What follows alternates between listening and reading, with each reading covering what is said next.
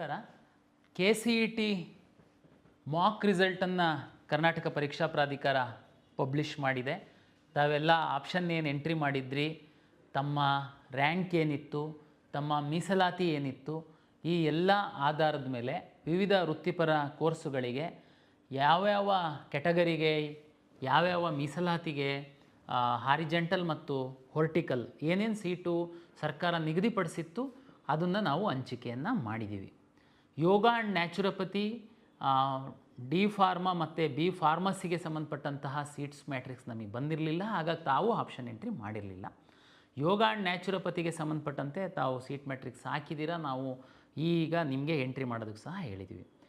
ತಮಗೆಲ್ಲ ಗೊತ್ತಿರುವಂತೆ ಮಾಕ್ ರಿಸಲ್ಟನ್ನು ಪಬ್ಲಿಷ್ ಮಾಡುವಂಥದ್ದು ಉದ್ದೇಶ ತಮ್ಮ ಒಂದು ಸ್ಥಾನ ಎಲ್ಲಿದೆ ಅನ್ನುವಂಥದ್ದನ್ನು ತಾವು ಪರಿಶೀಲನೆ ಮಾಡಿಕೊಳ್ಳಿ ಎನ್ನುವಂತಹ ಹಿನ್ನೆಲೆ ಒಳಗಡೆ ತಮಗೆ ಒಂದು ಐಡಿಯಾ ಬರುತ್ತೆ. ತಾವು ಸಾಕಷ್ಟು ಸ್ಟಡಿ ಮಾಡಿ ಕಳೆದ ವರ್ಷದ ರ್ಯಾಂಕು, ಅದ್ರ ಹಿಂದಿನ ವರ್ಷದ ರ್ಯಾಂಕ್ ಎಲ್ಲ ತೆಗೆದುಕೊಂಡು ಈ ವರ್ಷದ್ದು ರ್ಯಾಂಕ್ ಮೇಲೆ ನಿಮಗೆ ಯಾವ ಕಾಲೇಜಿಗೆ ತಾವು ಆಪ್ಷನ್ ಎಂಟ್ರಿ ಮಾಡ್ಬೋದು ಅಂತನ್ನುವಂಥದ್ದನ್ನು ತಾವು ವಿಚಾರ ಮಾಡಿನೇ ಆಪ್ಷನ್ ಎಂಟ್ರಿ ಮಾಡಿರ್ತೀರ. ಆದ್ರೂ ನಾವೊಂದು ಮಾಕ್ ರಿಸಲ್ಟನ್ನು ನಾವು ಪಬ್ಲಿಷ್ ಮಾಡಿದಾಗ ಏನಾಗುತ್ತೆ, ನಿಮಗೆ ಇನ್ನೂ ಒಂದು ಸ್ವಲ್ಪ ಕ್ಲಾರಿಟಿ ಬರುತ್ತೆ. ಇಲ್ಲಿ 3 ವಿಷಯನ ನಾನು ಕ್ಲಾರಿಫೈ ಮಾಡೋದಕ್ಕೆ ಇಚ್ಛೆ ಪಡ್ತೀನಿ. ಮೊದಲ ವಿಷಯ ಏನಂತಂದರೆ, ಈಗ ಸಿಕ್ಕಿರುವಂತಹ ಸೀಟು ನಿಮಗೆ ಕನ್ಫರ್ಮ್ ಅಲ್ಲ. ಈಗ ಹೋಗಿ ನಂದು ಇದೇ ಸೀಟ್ ಸಿಕ್ಬಿಟ್ಟಿದೆ, ನನಗೆ ಇದೇನೇ, ಇನ್ನು ನನಗೆ ಅದೇನೇ ಅಲ್ಲ. ಆಮೇಲೆ ಇದರ ಆಧಾರದ ಮೇಲೆ ನೀವೇನು ಕಾಲೇಜಿಗೆ ಹೋಗುವಂಥದ್ದಕ್ಕೆ ಬರಲ್ಲ. ಇದು ಒಂದು ನಿಮಗೆ ಐಡಿಯಾ ಬರಲಿ ಅಂತ ದಯಮಾಡಿ ತಾವು ಮಾಕ್ ರಿಸಲ್ಟಲ್ಲಿ ಯಾವ ಕಾಲೇಜು ಅಲಾಟ್ ಆಗಿದೆ ಅನ್ನುವಂಥದ್ದನ್ನು ತಾವು ನೋಡ್ಕೊಳ್ಳಿ. ಓಕೆ, ಮಾಕ್ ರಿಸಲ್ಟಲ್ಲಿ ನಾನು ಹೇಳ್ತೀನಿ. ಫಾರ್ ಎಕ್ಸಾಂಪಲ್, ನಿಮಗೆ 100 ಆಪ್ಷನ್ ಎಂಟ್ರಿನ ತಾವು ಮಾಡಿದ್ದೀರಾ, ಬೇರೆ ಬೇರೆ ಬ್ರಾಂಚಸ್ ಎಲ್ಲ ಮಾಡಿದ್ದೀರಾ. ನಿಮಗೀಗ 50ನೇ ಕಾಲೇಜಿನ ಆಪ್ಷನ್ ಎಂಟ್ರಿ ಮಾಡಿದ್ದಂಥದ್ದು ಸಿಕ್ಕಿದೆ. ಅಂದರೆ 100ರಲ್ಲಿ ಕೆಳಗಡೆ ಏನಿದೆ ಅವು ಕಾಲೇಜ್ಗಿಂತನೂ ನಿಮ್ಮ ಒಂದು ಉತ್ತಮವಾಗಿದ್ದೀರಾ ನೀವು, 50ನೇ ಸಿಕ್ಕಿದೆ ಅಂತ. ಈಗ ಏನಪ್ಪ ನಾನು ಮಾಡಬೇಕು ಅಂತನ್ನುವಂಥದ್ದು ನಿಮಗೆ ಗೊಂದಲ ಅಂತಂದರೆ, ನನ್ನ ಒಂದು ಸಲಹೆ ತಮಗೆ ಏನಂತಂದರೆ, ಇನ್ನೂ ಯಾವುದಾದ್ರೂ ಉತ್ತಮ ಕಾಲೇಜು ನಿಮ್ಮ ಸ್ನೇಹಿತರಿಗೆ ಸಿಕ್ಕಿರ್ಬೋದು, ನಿಮ್ಗಿಂತ ಕಡಿಮೆ ರ್ಯಾಂಕ್ ಇರ್ಬೋದು, ಆದರೆ ನಿಮಗೆ ಸಿಕ್ಕಿಲ್ಲದೆ ಇರ್ಬೋದು. ಯಾಕೆ ಅಂತಂದರೆ ನೀವು ಆಪ್ಷನ್ ಎಂಟ್ರಿ ಮಾಡಿಲ್ಲದೆ ಇರ್ಬೋದು.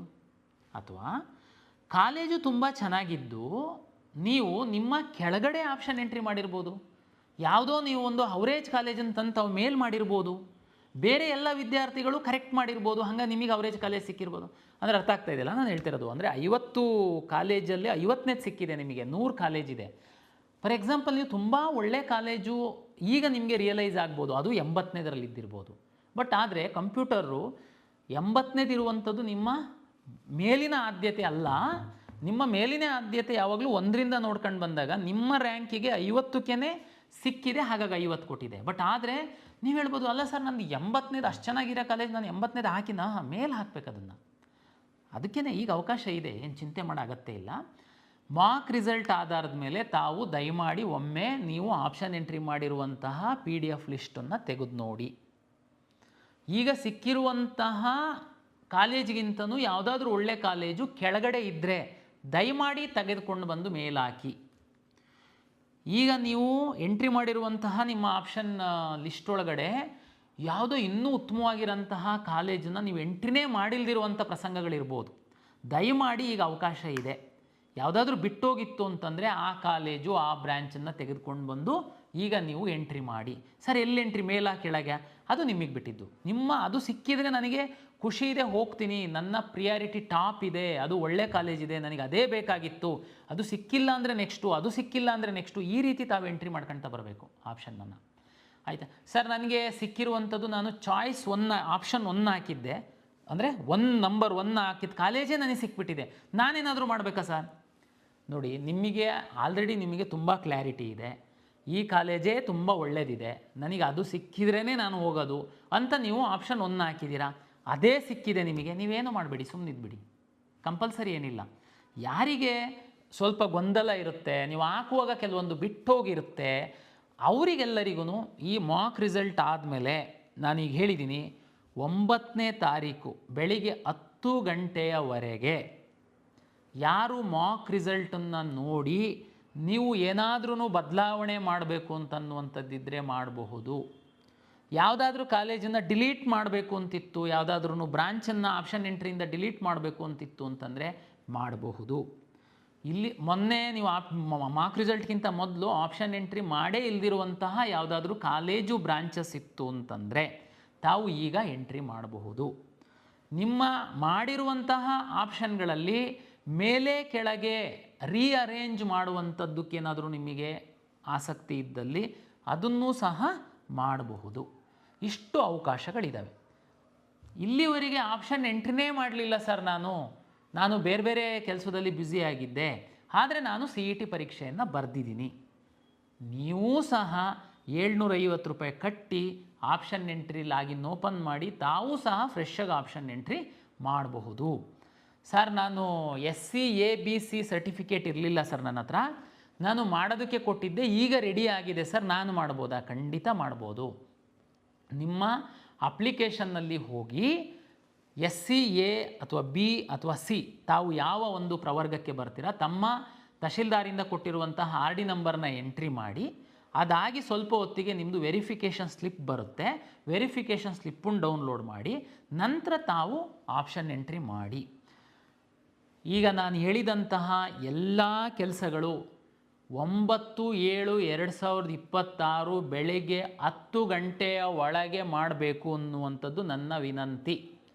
ಈ ಬಾರಿ ನಮ್ಮ ಸರ್ವರು ವ್ಯವಸ್ಥಿತವಾಗಿ ವರ್ಕ್ ಆಗ್ತಾಯಿದೆ, ಯಾವುದೇ ಲೋಪಗಳಾಗ್ತಾ ಇಲ್ಲ. 9ನೇ ತಾರೀಕು 10 ಗಂಟೆಗೆ ಕ್ಲೋಸ್ ಆದಮೇಲೆ ಬಂದು ಸಾರ್ ನಾನು ಓಪನ್ ಮಾಡೋದು ನಾನು ಇದನ್ನು ಚೂರು ಮೇಲೆ ಕೆಳಗೆ ಮಾಡಬೇಕಾಗಿತ್ತು, ಅದೇನು ಮಾಡೋದಿದ್ರು ಈಗ ಮಾಡಿ. ಸಾಕಷ್ಟು ಸಮಯವನ್ನು ನಾವು ಕೊಟ್ಟಿದ್ದೀವಿ. ದಯಮಾಡಿ 9/7/2026 10 ಗಂಟೆಯ ನಂತರ ಟೈಮ್ ಎಕ್ಸ್ಟೆಂಡ್ ಮಾಡಿ ಅಂತ ನಮಗೆ ಮನವಿ ಮಾಡಬೇಡಿ, ನನ್ನ ವಿನಂತಿ. ಸಾಕಷ್ಟು ಸಮಯ ಇದೆ, ಡೇ ಆ್ಯಂಡ್ ನೈಟ್ ಇದೆ, ಸರ್ವರ್ಸು ಪ್ರಾಪರಾಗಿ ವರ್ಕ್ ಆಗ್ತಾಯಿದೆ. ದಯಮಾಡಿ ರೀಅರೇಂಜ್ ಮಾಡಿ ಸದುಪಯೋಗ ಪಡಿಸ್ಕೊಳ್ಳಿ. ಕೆಲವು ವಿದ್ಯಾರ್ಥಿಗಳು ಇನ್ನೂ ಆಪ್ಷನ್ನೇ ಎಂಟ್ರಿ ಮಾಡಿಲ್ದಿರೋರಿಗೆ ನನ್ನ ವಿನಂತಿ, ತಾವು ಹೋಗಿ ಅಲ್ಲಿ ಇಲ್ಲಿ ಓಡಾಡ್ಕೊಂಡು ಅವ್ರು ಫೋನ್ ಮಾಡಿದರು ಇವ್ರು ಫೋನ್ ಮಾಡಿದರು ಅಂತ ಅಡ್ಮಿಷನ್ ಆಗೋದಕ್ಕೆ ಓಡಾಡ್ತಾ ಇದ್ದೀರಾ ಅಂತನ್ನುವಂಥದ್ದು ನನಗೆ ಮಾಹಿತಿ ಇದೆ. ಒಂದು ವೇಳೆ ತಮ್ಮದು ರ್ಯಾಂಕ್ ಇದ್ದು ತಮಗೆ ಆಸಕ್ತಿ ಇತ್ತು ಅಂತಂದರೆ ದಯಮಾಡಿ ಆಪ್ಷನ್ ಎಂಟ್ರಿ ಮಾಡಿ. ಇನ್ನು ನಮ್ಮ ಇಂಜಿನಿಯರಿಂಗಲ್ಲೇ 2000 ಸೀಟಷ್ಟು ಅಲಾಟ್ ಆಗಿಲ್ಲ, ಅಂದರೆ ಅಷ್ಟು ಸೀಟ್ಗಳು ನಮ್ಮ ಹತ್ರನೇ ಇದೆ. ಸುಮಾರು 20,000ದಷ್ಟು ನರ್ಸಿಂಗ್ ಕಾಲೇಜಿನ ಸೀಟ್ಗಳು ಸಹ ಅಲಾಟ್ ಆಗಿರಲಿಲ್ಲ. ಒಂದು 3,000ದಷ್ಟು ಅಲೈಡ್ ಹೆಲ್ತ್ ಸೈನ್ಸಸ್ ಸೀಟ್ ಸಹ ಅಲಾಟ್ ಆಗಿರಲಿಲ್ಲ. ಹಾಗಾಗಿ ದಯಮಾಡಿ ನಮ್ಮ ಹತ್ರ ಸಾಕಷ್ಟು ಸೀಟ್ ಇದೆ, ಯಾರು ಆಪ್ಷನ್ ಎಂಟ್ರಿ ಮಾಡಿಲ್ಲ, ಇನ್ನೂ 2 ದಿನ ಸಮಯ ಇದೆ, ತಾವು ದಯಮಾಡಿ ಆಪ್ಷನ್ ಎಂಟ್ರಿ ಮಾಡಿ. ಆಪ್ಷನ್ ಎಂಟ್ರಿ ಮಾಡಿ ಆದಮೇಲೆ ಏನು 9ನೇ ತಾರೀಕು ಬೆಳಗ್ಗೆ 10 ಗಂಟೆಗೆ ಫ್ರೀಸ್ ಆಗುತ್ತೆ ಪೋರ್ಟಲ್ಲು. ಅದ್ರ ನಂತರ ನನಗೆ ಅದಿಷ್ಟ ಇರಲಿಲ್ಲ ಇದಿಷ್ಟ ಇರಲಿಲ್ಲ ಅಂಥೇಳಿ ನಾವು ಪ್ರಾವಿಷನಲ್ ರಿಸಲ್ಟ್ ಅಂತೇಳಿ ಏನು ಪಬ್ಲಿಷ್ ಮಾಡ್ತೀವಿ, ಅದು ಸಾಂಕೇತಿಕವಾಗಿ ತಾಂತ್ರಿಕವಾಗಿ ಏನಾದ್ರೂ ಸಮಸ್ಯೆಗಳಾಗಿದೆಯಾ ಅಂತ ನೋಡುವಂಥದ್ದಕ್ಕೆ ನಾವು ಪ್ರಾವಿಷನಲ್ ರಿಸಲ್ಟ್ ಬಿಡುವಂಥದ್ದು. ಪ್ರಾವಿಷನಲ್ ರಿಸಲ್ಟ್ ಬಿಟ್ಟಾಗ ತಾವು ಬಂದು ಸರ್ ನನಗೆ ಇಲ್ಲ ಚೇಂಜ್ ಮಾಡಬೇಕಾಗಿತ್ತು ಇಷ್ಟ ಇರಲಿಲ್ಲ ಅಂತೆಲ್ಲ ಹೇಳೋದಕ್ಕೆ ಅವಕಾಶ ಇರಲ್ಲ. ಹಾಗಾಗಿ ಈಗ ಅವಕಾಶ ಇದೆ, ಏನು ಬೇಕಾದರೂ ತಾವು ಮಾಡ್ಬೋದು.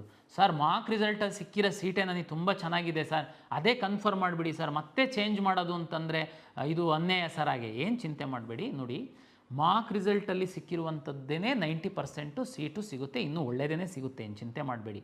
ತಮಗೆಲ್ಲ ಗೊತ್ತಿರುವಂತೆ ಮೆಡಿಕಲ್ಲು, ಡೆಂಟಲ್ಲು, ಆಯುಷ್ದು ಎಲ್ಲ ವಿದ್ಯಾರ್ಥಿಗಳು ಸಹ ಆಪ್ಷನ್ ಎಂಟ್ರಿ ಮಾಡಿ ಒಂದೊಂದು ಸೀಟನ್ನು ಇಟ್ಕೊಂಡಿದ್ದಾರೆ. ತಮಗೆಲ್ಲ ಗೊತ್ತಿದೆ, ಅದು ನೀಟ್ ರಿಸಲ್ಟ್ ಬಂದು ನಾವು ಆ ಕೌನ್ಸಿಲಿಂಗ್ ಶುರು ಮಾಡಿದಾಗ ಇವರು ಹೋಲ್ಡ್ ಮಾಡಿರುವಂಥ ಸೀಟನ್ನು ನ್ಯಾಚುರಲಿ ರಿಲೀಸ್ ಮಾಡೇ ಮಾಡ್ತಾರೆ. ಆವಾಗ ನಿಮಗಿನ್ನೂ ಅವಕಾಶಗಳು ಉತ್ತಮವಾಗಿರುತ್ತೆ. ಹಾಗಾಗಿ ನಮ್ಮ ಕೌನ್ಸಿಲಿಂಗ್ ಪ್ರಕ್ರಿಯೆಯಲ್ಲಿ ಭಾಳ ನೀವು ವಿಶ್ವಾಸದಿಂದ ಭಾಗವಹಿಸಿ ನಿಮ್ಮ ಅರ್ಹತೆಗೆ, ನಿಮ್ಮ ರ್ಯಾಂಕಿಗೆ, ನಿಮ್ಮ ಮೀಸಲಾತಿಗೆ ತಕ್ಕಂತೆ ನಮ್ಮ ಸಾಫ್ಟ್ವೇರು ಸೀಟನ್ನು ಅಲಾಟ್ ಮಾಡುತ್ತೆ, 100% ಪಾರದರ್ಶಕವಾಗಿ. ಧನ್ಯವಾದಗಳು.